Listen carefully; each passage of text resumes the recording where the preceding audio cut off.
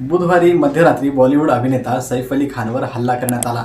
चोरी करण्याच्या उद्देशानं सैफच्या वांद्रे इथल्या घरात शिरलेल्या व्यक्तीनं सैफच्या शरीरावर 6 वार केले। गुरुवारी सकाळपासूनच या घटनेनं संपूर्ण राज्यामध्ये खळबळ उडाली आहे।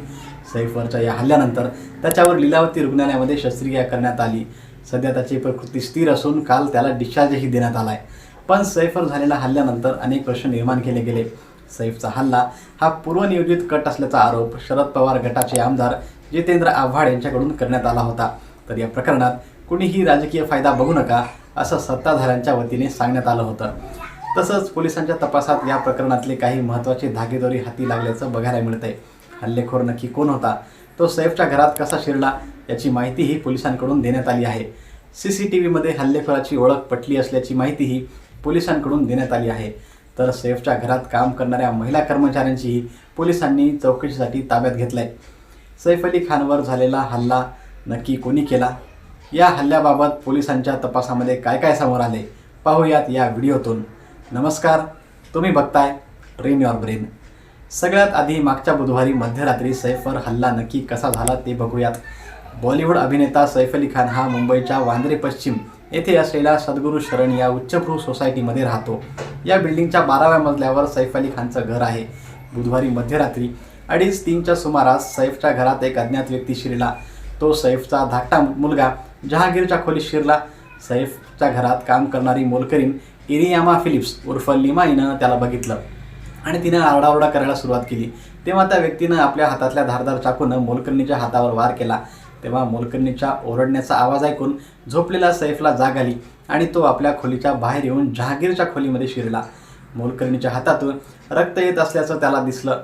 अज्ञात व्यक्तीच्या हातात चाकू असल्याचं पाहून सैफनं त्याच्या दिशेने धावून गेला। तेव्हा सैफ आणि त्या व्यक्तीमध्ये झटापट झाली।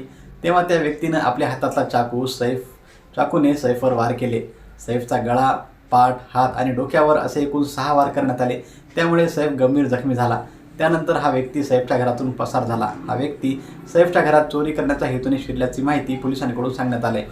पण सैफ अली खानवर झालेल्या हल्ल्याची माहिती त्याच्या पहिल्या पत्नीचा मोठा मुलगा इब्राहिम याला मिळाली। तो सैफच्या घराजवळच राहत असल्यानं ताबडतोब तिथे आला आणि त्यानं सैफला लीलावती रुग्णालयामध्ये दाखल केलं। या घटनेनंतर सोशल मीडियावर करीना कपूरचा एक व्हिडिओ व्हायरल झाला। त्यामध्ये करीना लीलावती हॉस्पिटलच्या बाहेर एका ऑटो रिक्षा शेजारी उभी होती आणि तिथे असलेल्या लोकांशी बोलताना दिसत होती। आता करीना कपूर आणि सैफकडे इतक्या आलिशान गाड्या असताना देखील करीना रिक्षा शेजारी का उभी होती असा प्रश्न सगळ्यांनाच पडला। त्याचंही कारण आता समोर आले। सैफचा मुलगा इब्राहिम त्याला याच रिक्षानं रुग्णालयामध्ये घेऊन आल्याचं समोर आलं। इब्राहिम सैफच्या घरी आल्यानंतर सैफ गंभीर जखमी झाल्याचं त्याच्या लक्षात आलं। त्यामुळे त्याला लगेचच रुग्णालयामध्ये न्यायचं इब्राहिमनं ठरवलं। पण त्यावेळी गाडीचा ड्रायव्हर नसल्यानं आणि पार्किंगमधून कार आणायला उशीर होईल म्हणून वेळ न घालवता इब्राहिम मध्यरात्री 3:30 वाजता रिक्षानं सैफला लीलावती रुग्णालयामध्ये घेऊन आल्याचं बोललं जातंय। दरम्यान गुरुवारी दुपारी सैफ अली खानवर शस्त्रक्रिया करण्यात आली। त्यानंतर डॉक्टरांनीही त्याच्या प्रकृतीबद्दल माहिती दिली। न्यूरोसर्जरी आणि प्लास्टिक सर्जरी पूर्ण झाली आहे। सैफला ऑपरेशन थिएटरमधून ICUमध्ये हलवण्यात आलं आहे।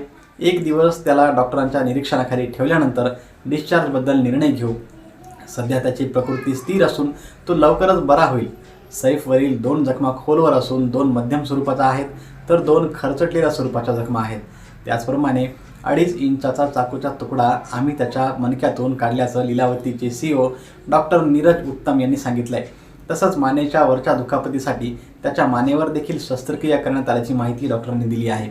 आता सैफवर झालेल्या हल्ल्याबाबत पोलिसांनी काय माहिती दिली आहे ते बघूयात। सैफ अली खान राहत असलेल्या सद्गुरू शरण सोसायटीमध्ये हाय प्रोफाईल लोक राहतात। इतक्या हाय प्रोफाईल सोसायटीत सातत्याने सुरक्षा रक्षक तैनात असताना हल्लेखोर 12व्या मजल्यावर सैफच्या घरात कसा शिरला यावरून अनेक प्रश्न उपस्थित केले जात होते। आता याबाबत वेगवेगळ्या शक्यता उपस्थित केल्या जात आहेत। यातली पहिली शक्यता म्हणजे सैफच्या घरात काम करणाऱ्या महिला कर्मचाऱ्याला भेटण्यासाठी ती व्यक्ती सैफच्या घरी आली असावी। त्या महिला कर्मचाऱ्यांनाच त्याला घरात घेतलं असावं। तेव्हा सैफ करीनाच्या मुलाचा सांभाळ करणाऱ्या लिमानं त्याला पाहिलं आणि आरडाओरडा केला। त्यामुळे त्यानं तिच्यावर हल्ला केला। पण नंतर सैफमध्ये पडल्यानं त्यानं त्याच्यावरही चाकूनं वार केल्याचं सांगितलं जात आहे। लिमानं दिलेल्या तक्रारीच्या आधारेच पोलिसांनी या प्रकरणामध्ये हत्येचा प्रयत्नाचा गुन्हा दाखल केला आहे। त्यासह ट्रेसपासिंग, चोरी असे विविध गुन्हेही दाखल करण्यात आले आहेत। हल्लेखोरावर कलम 311, 312, 314 यासह अनेक कलमाखाली गुन्हे दाखल करण्यात आले आहेत।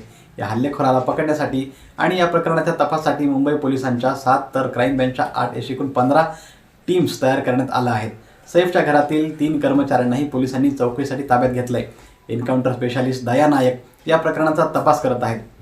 आता हल्लेखोर सैफच्या घरात कसा आला यासाठी पोलिसांकडून परिसरातलं CCTV फुटेज तपासण्यात आलं. तर सैफच्या बिल्डिंग शेजारी पेट फिना नावाचा एक जुना बंगला आहे. हा बंगला दिवंगत अभिनेत्री तब्बसुम यांचा असल्याचं सांगितलं जाते. त्याच बंगल्यावरून कंपाऊंडवरून उडी मारून हल्लेखोर सैफच्या बिल्डिंगमध्ये शिरला असावा असं बोललं जातंय. फॉरेन्सिक टीमने या भिंतीची आणि जागेचीही तपासणी केली आहे.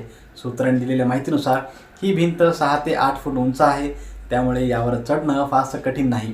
फॉरेन्सिक टीमकडून या कंपाऊंड वॉलचे फिंगरप्रिंट्स ठसेही गोळा करण्यात आले आहेत. माध्यमांनी दिलेल्या माहितीनुसार या कंपाऊंड वॉलवर लोखंडी जाळींचं कुंपण आहे, पण काही दिवसापूर्वी एके ठिकाणी ही जाळी तुटली होती. तिथूनच आरोपीने उडी मारली असावी असा संशय व्यक्त केला जातोय. दरम्यान संयुक्त बिल्डिंग परिसरात असलेलं CCTV फुटेज पोलिसांकडून तपासण्यात आलं आहे. CCTV कॅमेरामध्ये पोलिसांना 2 संशयित दिसले आहेत. त्यापैकी एकाचा फोटोही माध्यमांमध्ये आला आहे. सूत्राच्या माहितीनुसार यापैकी एक व्यक्ती हल्लेखोर असण्याची शक्यता वर्तवण्यात येत आहे. त्या दोघांचा पोलिसांकडून शोध सुरू आहे. तसंच गेल्या 2-3 दिवसापासून सैफच्या घरी फ्लोअर पॉलिशिंगचं काम सुरू होतं. हे काम करणाऱ्या कामगारांचीही पोलिसांकडून चौकशी सुरू आहे. त्यांच्यापैकी कोणाला तरी हल्लेखोर ओळखत असावा अशी ही माहिती समोर येत आहे.